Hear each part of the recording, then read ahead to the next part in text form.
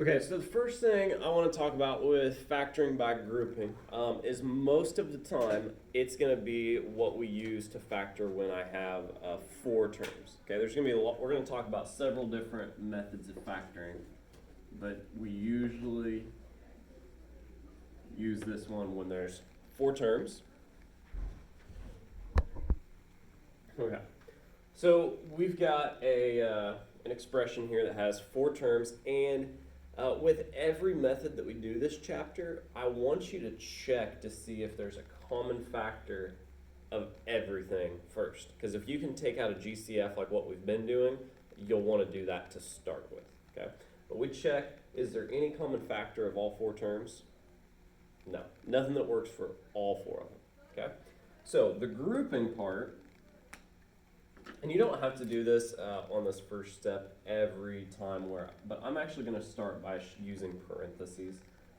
Basically, we're going to group, hence where the name comes from, these first two terms together and these last two terms together. And eventually, you don't really need to use the parentheses. It's just kind of a visual to help you guys understand. But I'm going to look at these first two terms. And do those have a GCF? Yeah, what is it? They have a B, that's true, and a number. Yeah, they also have 4. So our GCF is 4B. Okay. Now I want to divide that GCF out of each term. Okay, so what do I have left here? Well, the 4's cancel. These cancel, so just A plus, what am I left with here? 2, and the B's will cancel there. Okay. All right, so I've got this first set. So this is exactly what we've been doing before, using the GCF, but I'm just kind of breaking it up into 2 groups. Okay. So now I'm going to come over here and do the exact same thing. What's the GCF of these 2 terms? 3. Okay, so you're going to put a plus 3, and then divide 3 out of each term. So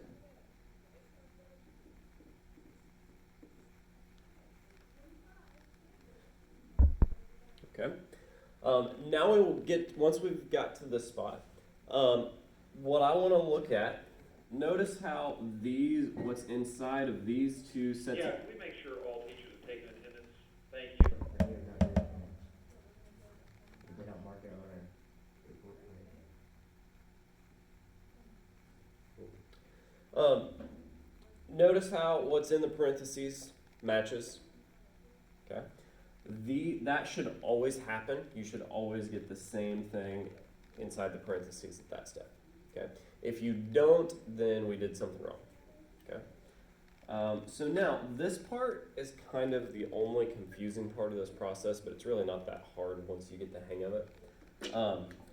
It's like I've got a term here, and I've got a term here, and I've got a common factor, what I've underlined, that I'm going to factor out again, which all that means is that I'm going to take the a plus 2, what's in parentheses, and that basically goes into one parentheses. Okay, it's kind of like where I took a 4b out of both of these, and it went here. Okay, I'm pulling that factor out, and then I'm going to put what's left in another set of parentheses. Just like that. Okay. And your answer should always look like this. Your answer is always going to be these two sets of parentheses. Okay. Now, before we move on, one other thing I want to cover. We can check our answer on every single one just like we have before. So there's a couple things I want to look for. If I look at what's inside the parentheses, is there any common factor here? No. So number or variable, they shouldn't have anything in common. Is there any common factor here? No. Same thing. Okay. The other way that I can check it is by multiplying it back out, because this should be equivalent to what we started with. And do you guys remember how to multiply something like this? The first last. Yeah, so it's the FOIL method. So first, outer, inner, last. So I'm just going to go through and check it real quick. We can do this mentally. So your first is 4AB, which is that term. Your outer is 3A, which is that term. Your inner, 2 times 4B, is 8B. And then the last is 6. So you can check everything real quick, make sure you didn't make any mistakes. All right, so let's take a look at number 2 here. What's the first thing I need to do? What, no, 35, 25. Well, before that, you're on the right track. But before that, I want to check, is there a GCF of all 4 terms? No. Okay. This one, there's not. But I will tell you, some of them there will be. So we're going to go over a few in the notes, and then there will be some on your homework. But I want you to get in that habit of checking, because some of them there will be. So don't just go straight to the grouping. Okay. So there isn't a GCF of all 4 terms. So we group it to these 2 terms and these 2 terms. Okay. Do I have a GCF here? 5x. So then divide a 5x out of everything.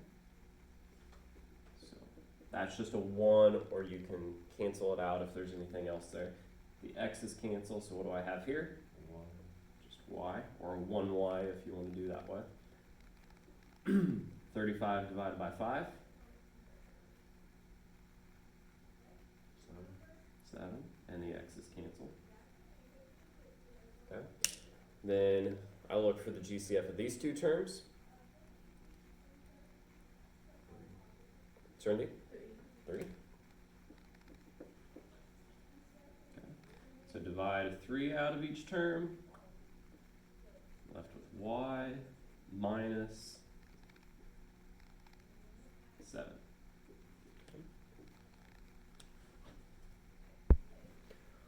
All right, now I check for my parentheses to match again, which they do. So now I can go to my final answer, which, how do I write that?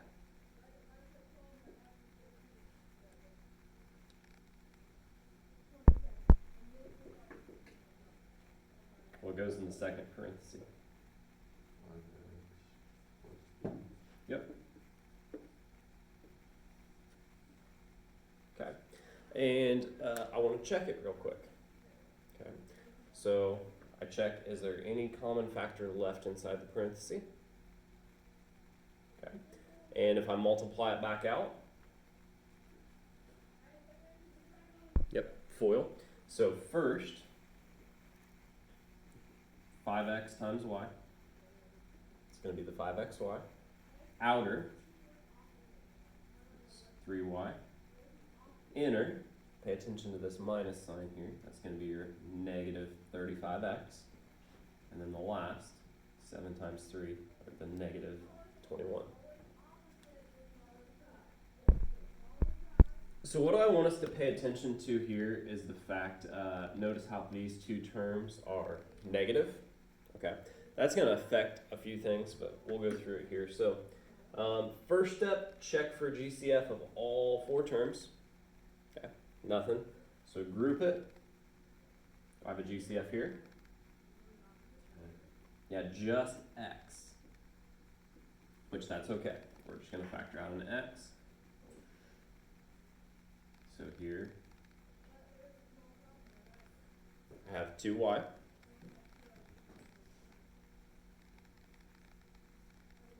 Plus 7. Okay. Then what's the GCF of these 2 terms?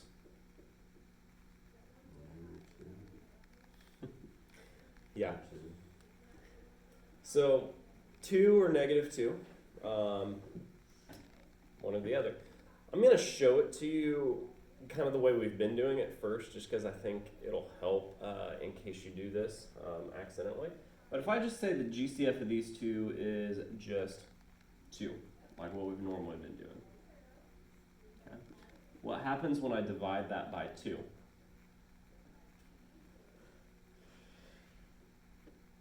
It's still a Yeah, it's still a negative 2y. And when I divide that, it's still minus 7. And what do you notice about my parentheses? They don't match, right?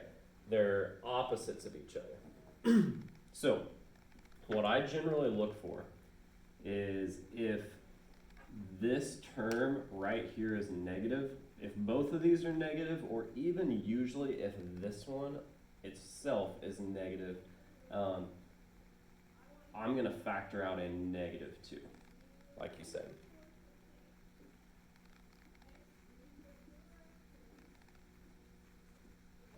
Okay, so let me erase this. So if this number here is negative, factor out a negative GCF.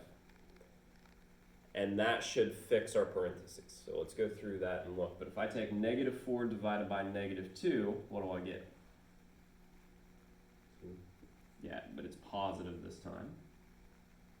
And then negative 14 divided by negative 2, positive 7. So it flips the sign of everything.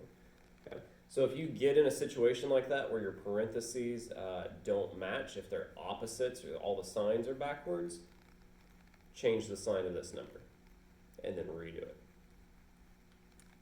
Okay. So now we can go on to our next step.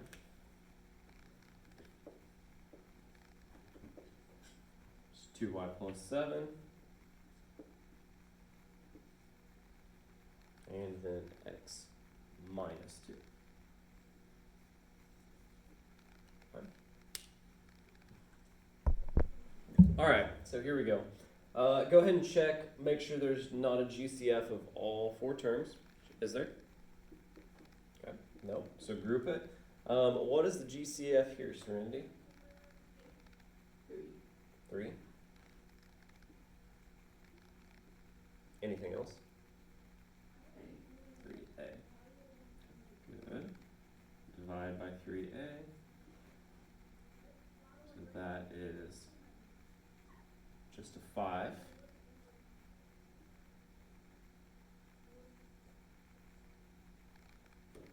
Minus b. Okay. Now, go ahead and look at that second part. GCF of 2. Okay. Go ahead and try that part. So, we're going to factor out a negative 2 here.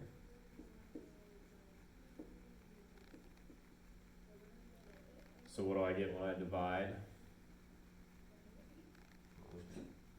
5. Negative b or negative 1b. Okay. Also, just kind of a quick note for you guys. If you have a 1 in front of the b there and you don't over here, that's okay, because understand you can put a 1 there or you could get rid of that. So that's okay if they don't match in that way. All right, so then we need to write our final answer.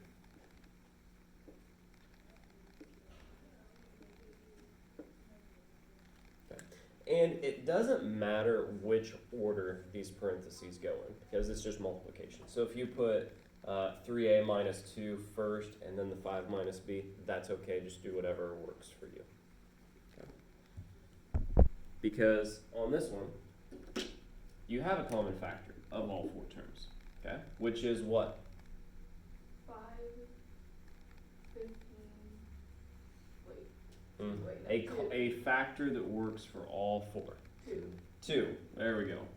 You were telling me the next step. Yeah. So what I want to do here is don't group. I want to just do like what we have in the past, where I just factor that GCF out of everything. So yep, divide everything by 2 and then write the whole problem down again. So that's going to be 5y squared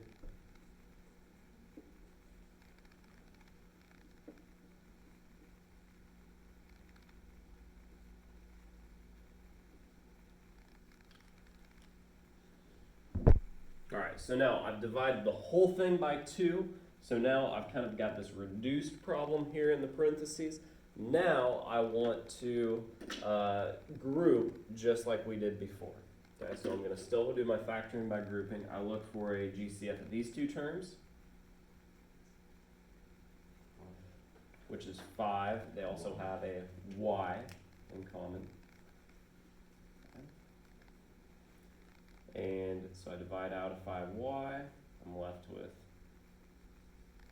1y.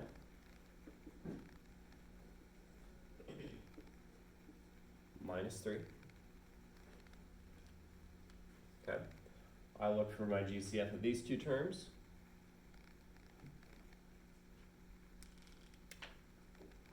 Which is 4. Divide by 4 and I get y minus 3 again. Okay. Now, one thing that I want to talk about here, because it is kind of confusing, this 2 does not go away. Okay. Now, technically, I would need to put all of this inside parentheses with the 2 outside of it, but that gets to be a lot of parentheses and can get kind of confusing. So I'm okay if you guys leave it off for this step, but just remember, this 2 has to go in your final answer. Okay? So, we're going to go ahead, after we do this, we check and make sure our parentheses matches. And then you go ahead and write your y minus 3 and 5y plus 4. But this 2 needs to come down and it just goes in front, being multiplied in front of that parentheses just like it was up here. Okay.